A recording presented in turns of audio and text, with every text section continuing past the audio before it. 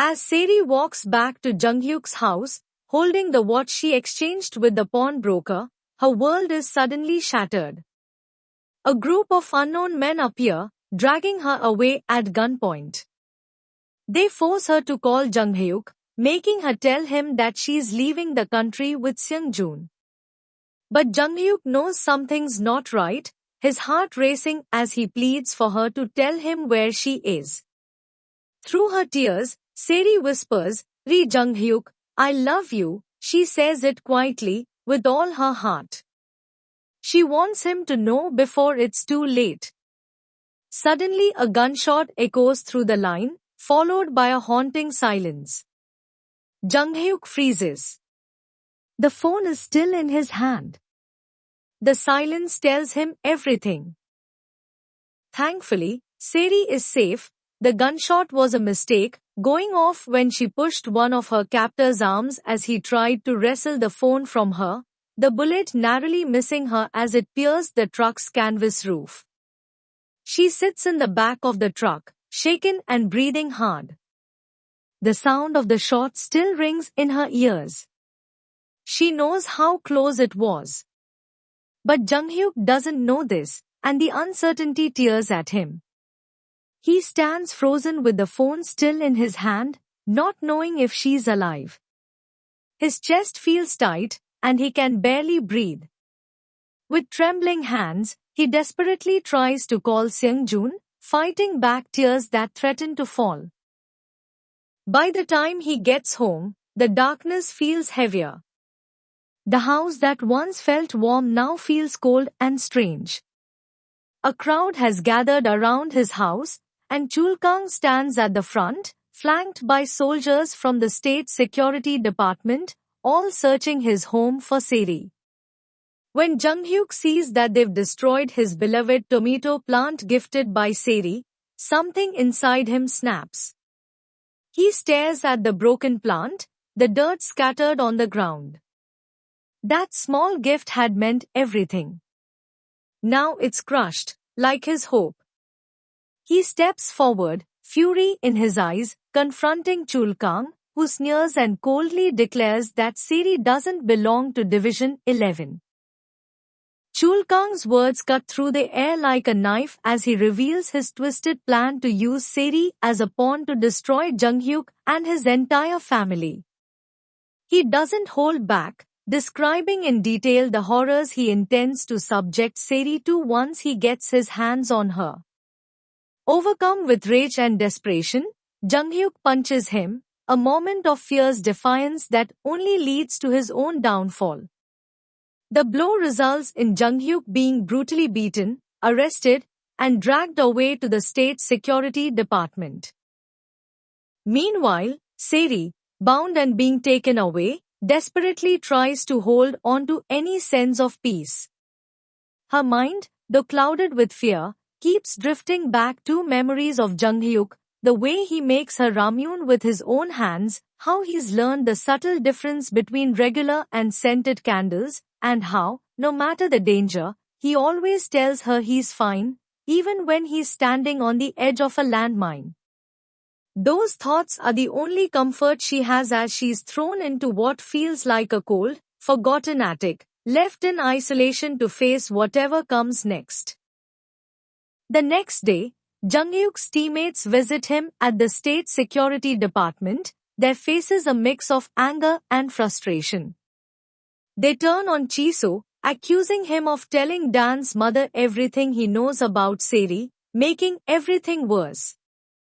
Determined to uncover who is behind Seri's kidnapping, Junghyuk insists on seeing Dan. When Dan arrives, there's a cold bitterness in her eyes, her heart heavy with resentment. She's angry that the first time Junghyuk has ever asked for her, it's because of another woman. He asks her if she went to his father to get him involved, but Dan refuses to answer, her frustration bubbling over. With a harsh snap, she declares that Seri is dead and tells him to stay locked up until their wedding day. Junghyuk's gaze hardens, the weight of everything pressing on him. He looks at her, voice steady but filled with a quiet threat, and tells her to pass along a message to his father. If anything happens to Seri, he will lose the only son he has left. Manbok's son, Wupil, stumbles upon the watch Seri dropped during her kidnapping.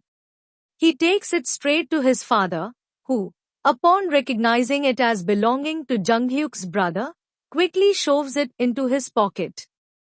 His expression darkens as he warns Wupil not to say a word to anyone about it, the weight of the situation pressing on him. Meanwhile, Junghyuk devises a plan to spark a rumor. He gives his teammates a mission to spread the word that his father is the director of the General Political Bureau.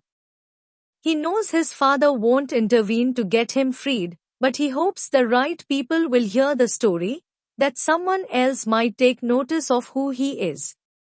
The plan takes shape as they casually gossip in the mains room, where a few soldiers overhear, their ears catching the mention of his father. But when they're alone, Chisu admits to Junghyuk that he believes it's nothing but a lie, a simple fabrication meant to stir things up. It doesn't take long for the gossip to spread like wildfire, reaching the village wives. Young A, never one to let an opportunity slip, takes the news straight to her husband, Senior Colonel. With steely determination, she threatens him, warning that he'd better fix it, or else. The stakes are rising, and everyone feels it. Eventually, Seri is taken downstairs to face her captor. Unaware that he's actually Junghyuk's father, she mistakenly assumes he's Dan's father. With a mix of fear and pride, she tries to protect herself by humble bragging about her position as the head of a large company in South Korea, making it clear that she doesn't want to cause any trouble. She tells him she had no ulterior motives in seeking Junghyuk's help, hoping to deflect blame from herself. Director Ri, his gaze sharp, presses her, asking if she's implying that all of this is Junghyuk's fault. Seri immediately protests, her voice firm as she defends him, insisting that Junghyuk did nothing wrong. In a vulnerable moment, she even admits how she had pressured Junghyuk into helping her, revealing that, despite everything, she started developing feelings for him, feelings that, as she painfully confesses, aren't reciprocated. Unbeknownst to her, Junghyuk's mother is listening from just outside the room, her heart aching as she hears Seri's words. Realizing the direction the conversation is going, Seri shifts tactics, turning to flattery. She explains that Junghyuk hasn't been able to get her home because he's just a captain, and now, she appeals to Director Ri's obvious power, hoping he can help her where Junghyuk cannot. But Director Ri isn't swayed. Without a word, he orders her to be dragged back to the attic. Yet, despite her harsh treatment, something shifts in Director Ri's heart. Moved by Seri's situation and her vulnerability, he decides to show a softer side. Later, Seri finds herself receiving her next meal, not from a guard, but personally delivered by Junghyuk's mother, who quietly offers her a rare moment of kindness in the midst of the chaos. Despite still not knowing who is holding her captive, Seri can't help but ask Junghyuk's mother if she knows how he is. Her genuine concern for her son touches Mom deeply, and in that moment, her heart softens even more. Seeing the way Seri cares for Junghyuk, she decides to show her a bit of compassion. She takes Seri downstairs, not to a prison-like room, but to a real bedroom, offering her a rare gesture of comfort.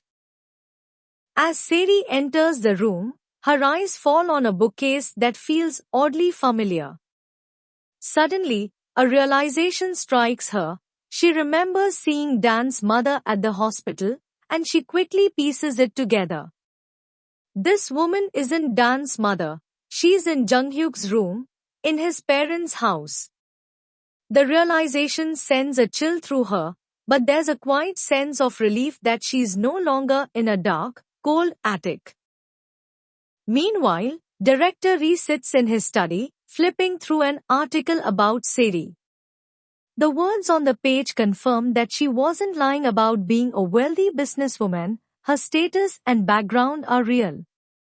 His assistant, ever the pragmatist, warns him that sending her back to South Korea could cause a massive stir, so he suggests they take care of her immediately. The cold implication of harm hangs in the air, but director Rhee sighs, clearly conflicted. He decides she should at least have one peaceful night before anything happens, a brief respite before whatever fate awaits her. Upstairs, Seri can't sleep. Her mind races with everything that's happened, but eventually, her eyes land on an old photo album. She flips through the pages, pausing on childhood pictures of Jung-hyuk, each one filled with innocence and dreams. In one of the photos, she spots his childhood diary, where he once wrote, "I want to be a world-famous pianist." The words hit her unexpectedly, and her heart aches for the dreams he had as a child. Unable to shake her curiosity, Seri moves toward the old piano in the corner of the room. She runs her fingers gently across the keys, wondering how Jung-hyuk's life took such a different turn, how he ended up as a soldier instead of following his musical dreams. As her fingers press the keys, the familiar melody she once heard in Switzerland fills the room, a bittersweet connection to Jung-hyuk that only deepens her feelings for him. The music, lingering in the air, speaks of both longing and loss, a moment of shared understanding that transcends the distance between them. The senior colonel, hoping to get in the director of the State Security Department's good graces and secure Jung-hyuk's release, makes his way to the director's office. He's determined to convince the director to release Jung-hyuk. However, the director makes it clear that it's impossible to release a man who has assaulted a senior officer until he learns who Jung-hyuk is. The moment the director realizes Jung-hyuk's identity, everything changes. Suddenly, what Jung-hyuk did is no longer classified as assault, and the director shifts his stance, claiming that it's not fair to keep him locked up. Once Jung-hyuk is freed, the senior colonel approaches him with a friendly demeanor, offering him a week off and inviting him to his house for a meal. But instead of accepting the invitation, Jung-hyuk asks for a favor.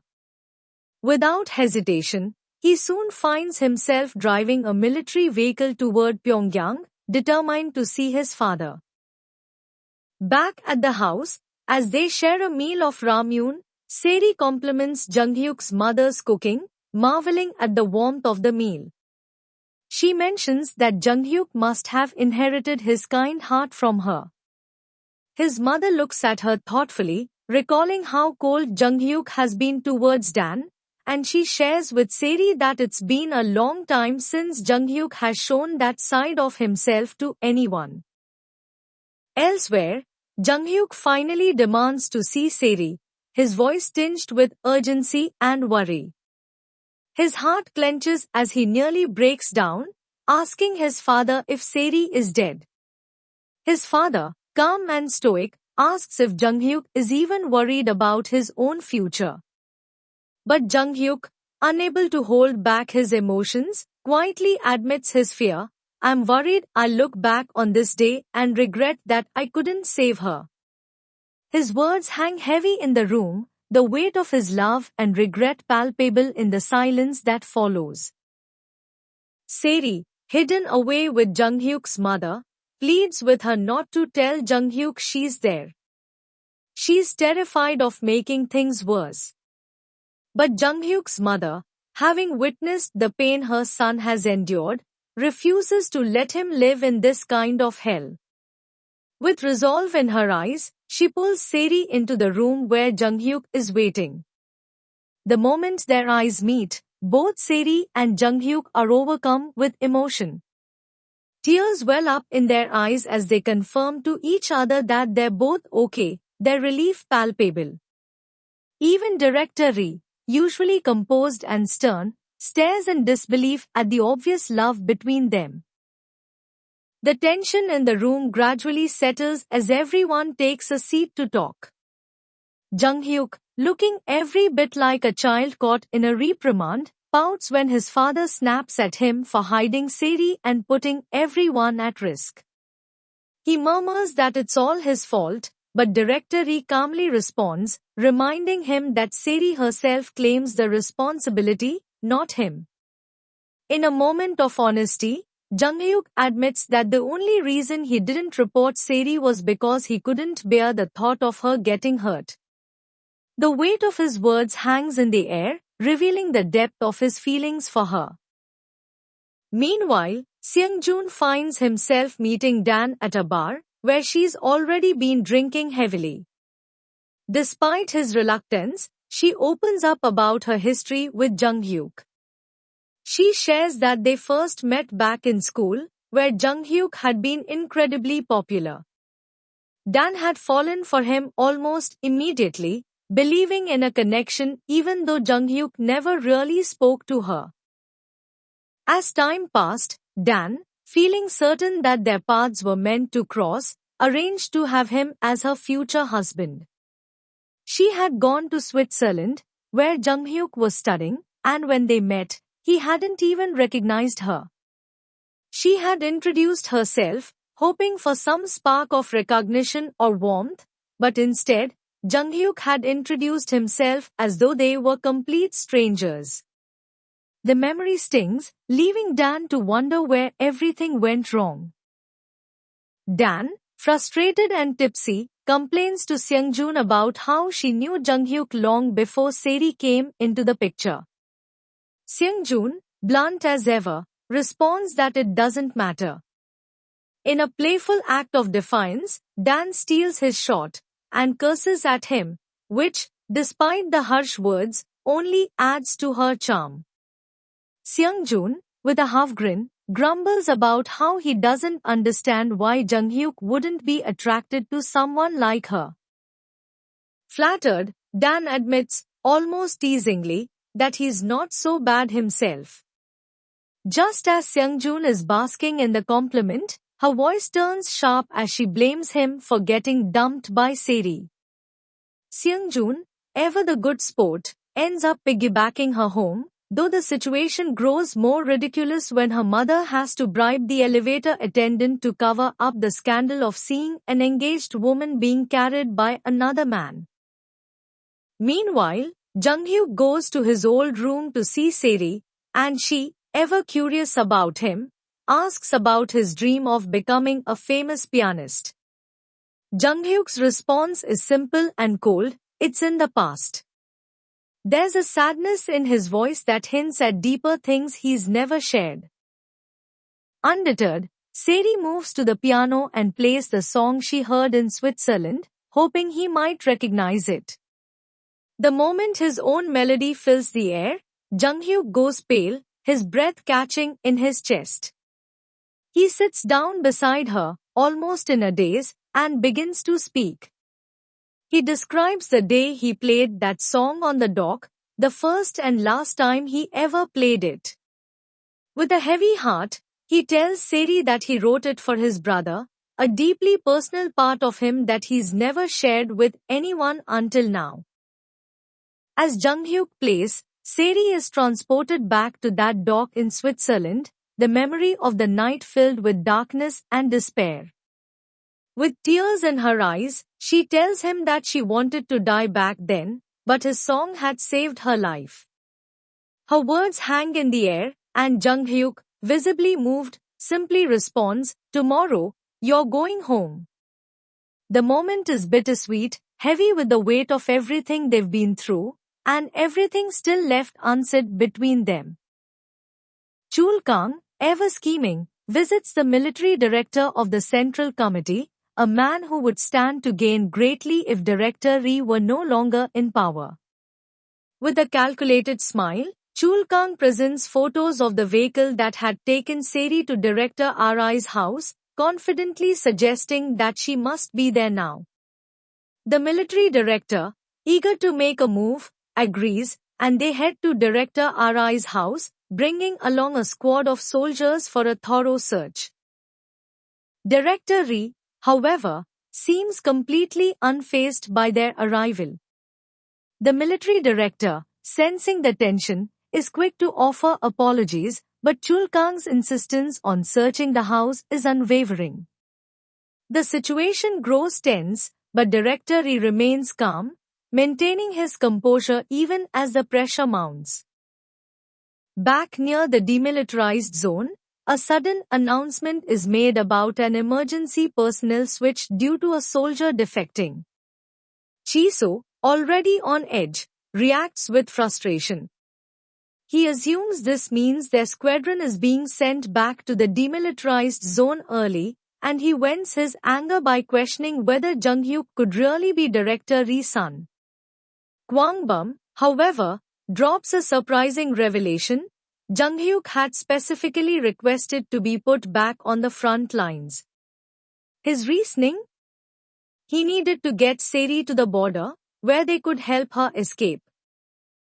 Meanwhile, at Director Ri house, Chul Kang and his soldiers find nothing.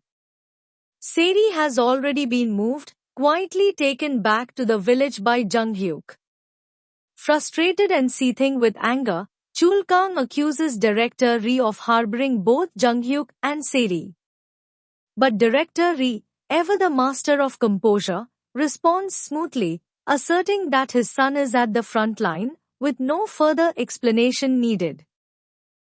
Not willing to back down, Chul Kang presses further, claiming that Jung Hyuk is helping Seri get to the south.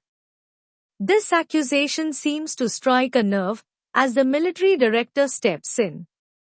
In a swift and decisive motion, he slaps Chul Kang, signaling that he's had enough of the insubordination. Chul Kang is dragged out, his plan thwarted, at least for now. The tension in the room lingers, but Director Ri remains calm, knowing that the game is far from over. Jung Hyuk and his teammates guide Seri to a small, humble cabin, a place they often use when stationed on the front lines. It's quiet, isolated, and filled with the heavy weight of memories. Seri is taken aback when she learns that a village once stood here, and Chiso, with a hint of nostalgia in his voice, tells her that there are still photographs inside the cabin of a family's son, who he believes fought in the war. It's a reminder of the past, and the passage of time, both for them and the country they serve. As they sit together in the cabin, an overwhelming sense of sadness settles over them. They all know that this will be their last night together, and the reality of their impending separation weighs heavily on their hearts. Yoon Dong, usually stoic, becomes unexpectedly emotional as he thinks about his family, realizing he won't see them for almost 10 years due to his long military service. Chiso, trying to lighten the mood, tells Seri to go home and never return, but his words, though still teasing, lack the usual sharpness. Seri can see through his bravado. She knows what he's really saying, "I'll miss you." There's a bittersweetness in the air, a mix of camaraderie and the understanding that their paths will likely never cross again. Back in Seoul, Seri's stepmother and sisters-in-law arrive at her apartment, a quiet tension hanging over them as they enter. The stepmother, in a quiet moment of reflection, recalls how Seri once told her that her apartment passcode was her birthday, the day I almost died. She stands still for a moment, lost in thought, as she grieves the time that has passed. It brings her back to Christmas a year ago, the last time she visited Seri here. That Christmas had been strained.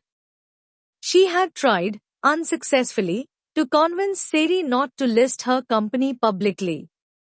The stepmother accused Seri of doing it out of selfish ambition, claiming that Seri wanted to make herself appear better than her brothers in their father's eyes, hoping to inherit everything. She blamed Seri's supposed greed for the rift between them. But Seri had stood firm, responding that she worked hard for her company, and whatever she did, she was only doing what was best for it. That conversation had been the beginning of their growing distance, and as Seri's stepmother stands in the quiet apartment, she can't help but feel the weight of the years and the unresolved tension. As Seri's stepmother and sisters-in-law continue to explore Seri's apartment, tension rises. Hayeji, ever the opportunist, tries to sneak off with Seri's designer purses, but her mother quickly stops her. Meanwhile, Sangha, with a curious glint in her eye, begins snapping pictures of Seri's business papers, seemingly looking for anything she can use. As they look around, the stepmother can't help but notice the walls lined with Seri's awards and photographs. There are photos of her with influential and famous people, all the fruits of her hard work and success. Among them, she finds a photo of herself, one that Seri had quietly taken last Christmas, a moment the stepmother never even realized had been captured. Later, as darkness falls, Junghyuk walks Seri to the border, the weight of their impending separation hanging in the air. They walk closely together, following a narrow path marked by stones that keep them clear of any landmines. Seri, ever the optimist, tries to reassure him with a breezy smile, telling him that she'll be fine. She'll go back to her old life, working, making money, and dating men. At the mention of her dating, Junghyuk's expression darkens, and he becomes unexpectedly grumpy. The thought of her with someone else stirs something deep inside him, reminding him of the time she had suggested they have a post-breakup condolence period. Seri, amused by his sudden change of mood, teases him, reminding him that he had told her to return to her life immediately. Junghyuk pouts, clearly not having meant for her to jump into dating right away. Seri, charmed by his jealousy, agrees to hold off on dating for 6 months, a small concession that seems to soothe both of them. She smiles softly, almost wistfully, as she tells him that it really was fate that they met in Switzerland and again in North Korea. Junghyuk, realizing he can't hold on to her forever, takes back his earlier words. He tells her to live her life as if nothing ever happened, to date if she wants to. But with a serious tone, he adds that she should never be lonely again. His voice cracks slightly as he tells her, "I won't be by your side, but I will always hope that you won't be lonely. Be happy until the end of your life. I would be grateful if you do that." Seri, touched by his sincerity, gives him a bittersweet smile.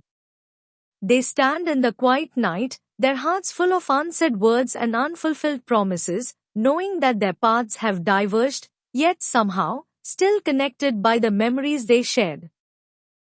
Back at their camp, the teammates wait, growing more and more anxious as time passes.